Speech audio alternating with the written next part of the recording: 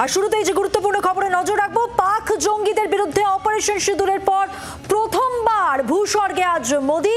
আজ কাশ্মীরে বিশ্বের সবচেয়ে উঁচু রেল সেতু চেনাব ব্রিজের উদ্বোধন করতে চলেছেন প্রধানমন্ত্রী।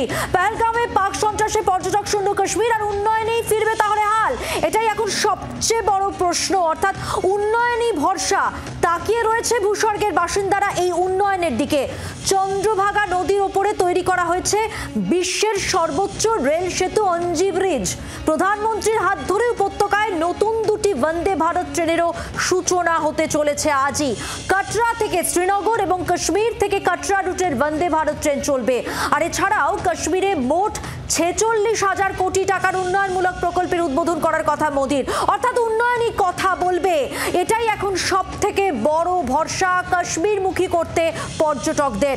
কাটরা থেকে এই প্রকল্পগুলির উদ্বোধন আজ করবেন প্রধানমন্ত্রী। সব মিলিয়ে আজকে কাশ্মীর সফর প্রধানমন্ত্রী অত্যন্ত তাৎপর্যপূর্ণ বলে মনে করা হচ্ছে। সরাসরি কথা বলবো, আমার সঙ্গে রয়েছেন আমাদের প্রতিনিধি অয়ন ঘোষাল। অয়ন, আজকের এই কাশ্মীর সফর, আমি বারবার যেটা বলছি, উন্নয়নকে মাথায় রেখে এবং প্রধানমন্ত্রীর আজকের এই সফর আমরা যেটা মনে করছি এবং রাজনৈতিক মহলও যেটা মনে করছে খুব তাৎপর্যপূর্ণ। সেই জায়গায় দাঁড়িয়ে একটা বিষয় তোমার কাছে জানতে চাইবো, তোমার ব্যক্তিগত অভিজ্ঞতার কথা। তুমি ডিসেম্বরে গিয়েছিলে এই চেনাব ব্রিজের কাছে এবং যেখানে চেনাব নদীর ওপর যে ব্রিজ উদ্বোধন হবে সেই এলাকাটা তুমি ঘুরে দেখেছিলে। সেই সময়ের কথাও তোমার কাছে একটু জানতে চাইবো আজকের দিনে দাঁড়িয়ে।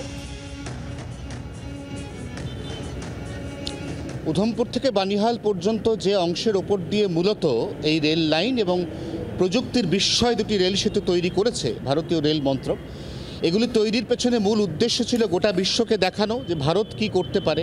এক, এবং তার থেকেও যেটা গুরুত্বপূর্ণ বিষয় ছিল, কাশ্মীরের বিপথগামী যুব সমাজ যারা প্রশাসনের গাড়ি দেখলে পাথর ছুঁড়ত, যারা হাতে বন্দুক তুলে নিয়েছিল, তাদেরকে বন্দুক ছেড়ে ব্যবসায় ফেরানো। কিভাবে ব্যবসায় ফেরানো, একটা ছোট্ট উদাহরণ দিয়ে বোঝানোর চেষ্টা করি। দিল্লি থেকে শ্রীনগরের বিমান ভাড়া কম বেশি 9,000 টাকা। জম্মু বিমানবন্দর থেকে শ্রীনগর বিমানবন্দরের বিমান ভাড়া কম বেশি 5,500 থেকে 6,000 টাকা, যেটা পিক সিজনে আরও একটু বাড়ে, কারণ সেগুলি হচ্ছে সমস্তই রাউন্ড বা রোটেশন ফেয়ার। এই অবস্থায় যদি বন্দে ভারতে সরাসরি দিল্লি থেকে কেউ শ্রীনগর পৌঁছে যায়, তাহলে তার মাথা পিছু, এমনকি এসি 2 টিয়ারেও যদি সে টিকিট বুকিং করে, তার খরচা হচ্ছে সাকুল্যে 3200 থেকে 3500 টাকা। তাহলে কি দাঁড়ালো? একজন সাধারণ মধ্যবিত্ত পর্যটক অনায়াসে অনেক কম খরচে দিল্লি থেকে সরাসরি পৌঁছে যেতে পারছেন কাশ্মীরের মূল পর্যটন ভূখণ্ড অর্থাৎ শ্রীনগর ভূস্বর্গে। এক্ষেত্রে সবথেকে বড় যেটা অ্যাডভান্টেজ, যেটা যুব সমাজ, কাশ্মীরের সাধারণ মানুষ, হোটেল ব্যবসায়ী, পর্যটন ব্যবসায়ী, তারা প্রত্যেকে যে জিনিসটাকে এনক্যাশ করতে পারবেন সেটা হচ্ছে মধ্যবিত্ত পর্যটক যত বেশি করে ভূস্বর্গে পা রাখবে, ততই ভূস্বর্গে পর্যটন ব্যবসা ফুলে ফেঁপে উঠবে। যার নেট ফল, এই সমস্ত মানুষ যারা জীবিকার অভাবে বিভিন্ন জঙ্গি সংগঠনের উস্কানিমূলক কথাবার্তার ফাঁদে পা দিয়ে কোনো না কোনো সময় প্রশাসনের বিরুদ্ধাচরণ করেছিল, তারা প্রত্যেকেই ধাপে ধাপে এরপর ফিরবে ভারতবর্ষের মূল স্রোতে। ভারতবর্ষের মূল ভূখণ্ডের সঙ্গে অনেক অনায়াসে রেলপথে জুড়ে যাওয়ার সুবাদে কাশ্মীরের এই প্রত্যন্ত অঞ্চলগুলোর মানুষ তারা আস্তে আস্তে ফিরতে পারবেন জীবিকা এবং জীবনের মূল স্রোতে। অর্থাৎ কাশ্মীরের যে সমস্যা, এই সমস্যার একটা স্থায়ী সমাধানের লক্ষ্যে এই রেলপথ, এটার পাইলট প্রজেক্ট প্রথম হাতে দেওয়া হয়।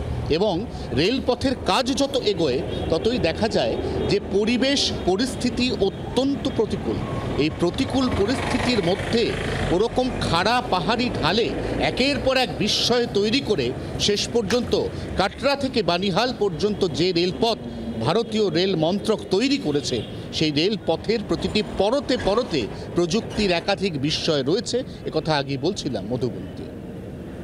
ধন্যবাদ। সরাসরি কথা বলছিলেন, আমাদের সঙ্গে ছিলেন আমাদের প্রতিনিধি অয়ন ঘোষাল। বাংলার আওয়াজ, বাঙালির আবেগ, জি 24 ঘন্টা।